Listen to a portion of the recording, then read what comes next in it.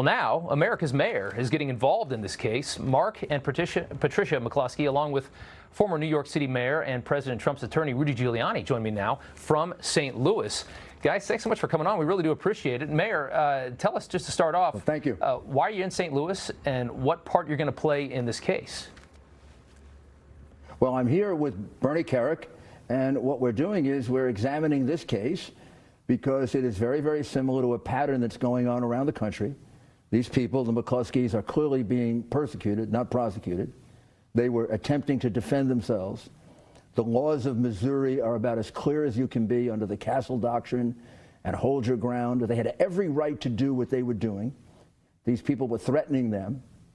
And it is brought by a district attorney who was elected by George Soros, just like the district attorney in Chicago was elected by George Soros, who dropped the Smollett case, allowed protesters to go free, just like the district attorney in Philadelphia, who refuses to prosecute property cases and is creating chaos in the criminal justice. I can go on and on. There's a plan here and there's a plot here, and it involves the biggest donor to the Democratic Party, George Soros, the biggest donor to Black Lives Matter, and the money that's donated to Joe Biden goes to exactly the same company that gives money to Black Lives Matter. And they are behind a lot of these very, very unfair, unjust prosecutions. And we'll be covering a lot of them, a couple of them right here in St. Louis. But, you know, let me turn to them because they were put through something that no American citizen should be put through. You should not be prosecuted for attempting to defend your life. Mayor, let's ask them. I have your ear, I don't have theirs. So Sure. if you could just ask them, I guess, the latest on the legal battle. So right now, what's the latest on the legal battle? Where are you in this ridiculous case that's been brought against you? Well, you know, we've been charged with Class C felonies for flourishing. They can get us up to 4 years in prison, $10,000 fine. We'll lose our law licenses, lose our right to vote, lose our right to defend ourselves, and not sure I'd want to live in this neighborhood if I wasn't allowed to own a gun. We had our first court appearance last Monday, and it turns out that Kim Gardner, the prosecutor, had not presented our case to a grand jury yet, so we'd not been indicted, so there's nothing to plead. So the judge continued our case until October the 2nd and instructed the circuit attorney's office to present us to a grand jury and get an indictment if she can, so that we have something to plead to when we go back the next time. But you know, she just won her primary, which is the same as the general election in St. Louis, so she's going to be our circuit attorney, and we're going to have to battle this out to the end. And even though the governor has promised to pardon us, he's up for re-election, and there's no guarantees in this world, although I think he's going to win. But still, we have to get convicted first before he can pardon us. And we got to pay lawyers and go through all this for years, probably, until we can get any kind of indication for doing what? For just trying to protect ourselves and keep ourselves from getting killed and getting our house burned down by a mob, which, you know, by the way, had burned down downtown St. Louis, shot 4 cops, killed Captain David Doran, and then they come after us, and for this we get arrested, we get prosecuted. Makes no sense at all. So at the time that this happened, that's all that was going on here. You had looting going on, you had burning going on, you had police officers shot, and you had a police officer murdered. And then they came through, I walked through it. It's clearly a private gated entrance. It says private property, it says no trespassing, which is a crime, I think. It has been since common law. Yeah. Since common law, trespassing is a crime. And they ripped down a wrought iron gate? How many? I think 3 to... Did they rip down a wrought iron gate? They did. They folded it in half. The gate, and I got to And you showed me pictures of it. And you know, this is so ridiculous because I still see today, I checked right before you came over here, media is still saying, well, we don't know when the fence was broken, because there's a picture that's been widely circulated of an African-American gentleman holding the gate open. What they don't show you is a crowd of people going through where the other half of that gate does not open. The only way you can get through it is by breaking it. And they pushed it, they broke it in half, pushed it to the ground, and these people were filing through en masse, like falling over each other, hurtling over that gate. And we're in my living room right now. That gate's about 75 feet from where we're sitting right now. Right. Beyond that, 1 block over is a bunch of restaurants and shops. My wife, my daughter, and myself. And all of a sudden we hear the crowd coming up Kings Highway. Kings Highway, you just drove down it. It's 100 feet wide from side to side.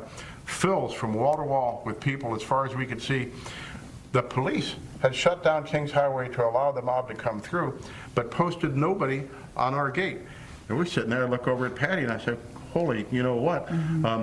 They're out there. I hope they don't decide to come this direction. Then all of a sudden the gate bursts open, and there's 300 people come in. So this is private property. Oh, absolutely. And it says no trespassing. Doesn't matter if the gate's open or closed, by the way. Yeah, it says no trespassing. You can't walk on my lawn because the gate's open. And then with 500, how many people? 300 to 500 people. 300 to 500 people, some of them with arms. Yeah. And what were they saying? Wearing body armor, threatening us, threatening to kill us, threatening to burn the house, pointing to the rooms in the house here saying, that's where going to be my bedroom, that's going to be where I take my bath, that's where I'm going to have my dinner after you guys are dead. A lot of things you can't even say on TV. I cannot even imagine. Mayor, we've got a female anatomy that you just cannot possibly repeat. Yeah, Yes, Mayor, I'm listening to every word of this, and it's just unbelievable to revisit it because it's just such a terrible thing. We've got to run at this point, but I think a lot of people are glad that you're there to help out in this case. I still can't believe they're going to actually try to do this case, but at least you're there to help. Well, it's all being done. It's being done by a Democratic district attorney, a Democratic mayor, and a Democratic district attorney put here by the biggest donor to the Democratic Party, George Soros, who also is the biggest donor to Joe Biden. Yeah, well, I tell you what, it seems like a loser for the prosecutors. Persecution. But thank you guys so much for your time. We do appreciate it. What a story. Thank you, Joe. We'll be right back. Well, welcome back. Joining us now is former police commissioner of New York, Bernard Kerik from St. Louis. Sir, thank you for coming on to the show. Some heavy hitters there to help out the McCloskey family. Tell us what your role is going to be here. Well, the mayor and I are down here to look at the case, look at what happened to the McCloskeys, why it happened. The reality is it shouldn't have happened. You know, when I go through and I've studied probably 10 different videos of the protesters, the rioters that came through here, some of which were armed, which has not really hit the press. We're trying to figure out why these people were persecuted, as the mayor said. The mayor and I actually met with the Attorney General, Eric Schmitt, today, the Missouri Attorney General. Talked about this case, but we also talked about some other things going on in Missouri that's just, it's sort of mind-boggling, one of which is the crime rate, the murder rate here in St. Louis. You know, if the crime rate continues, the murder rate, they will have almost as many murders in Missouri, in St. Louis, as they do in New York City. New York City, you have 8.4 million people. In St. Louis, they have 300,000, and they'll have close to the same amount of murders here that they do in New York, which is completely absurd. It is completely absurd. It's really scary, and we're seeing these numbers going up in cities across the country as a lot of this anti-police rhetoric is kind of a nice break for people that want to commit crime. Let's stick with the McCloskeys here for just a second. I mean, when you look at this story and you hear the way they tell it, I mean, this is exactly why people own guns. This is exactly why we have the Second Amendment, isn't it?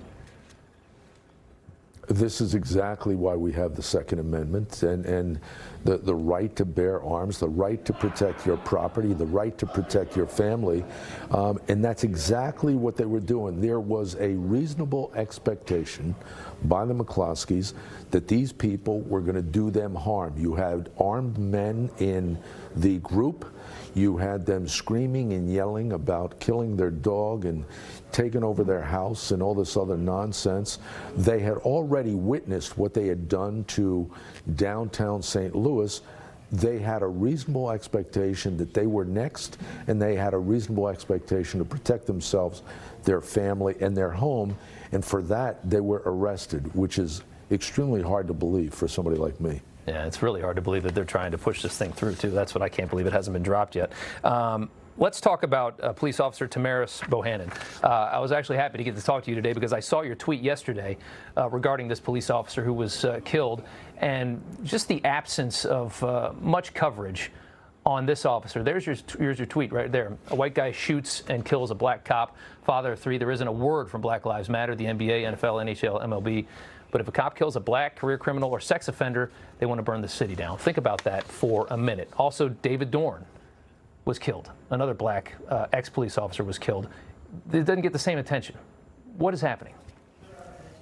You know what? It gets no attention. Where are the millionaire sports figures? Where are they today that goes out there and they support Black Lives Matter and these thugs that get shot by cops? Where are they for this black cop? Where are they now? The mayor and I on Saturday afternoon, Saturday evening, will be visiting with the family. We're going to go see the family, pay our respects to Officer Bohannon's family. I think it's atrocious that the NFL, the NBA, the Major League Baseball, where are they for this black cop? Where are they? That's what I want to know. Right. And they kill their credibility. You know, if they wanted to be credible, if these organizations wanted to be credible, they would have to, you know, do it fairly. Every black life has to matter, and that's where they really lose on this thing. If it's truly about Black Lives Matter, this cop was black. Why aren't they taking care of him, his family, doing for him? Where's the gold casket? That's what I want to know. David Dorn as well. Sir, thank you so much for your time. We do appreciate it. You just watched Newsmax TV, America's fastest growing cable news channel, now in more than 70 million homes. You can get Newsmax TV on your cable system or check your cable guide. And if your system doesn't carry Newsmax, call them, tell them you want Newsmax TV, because we're real news for real people.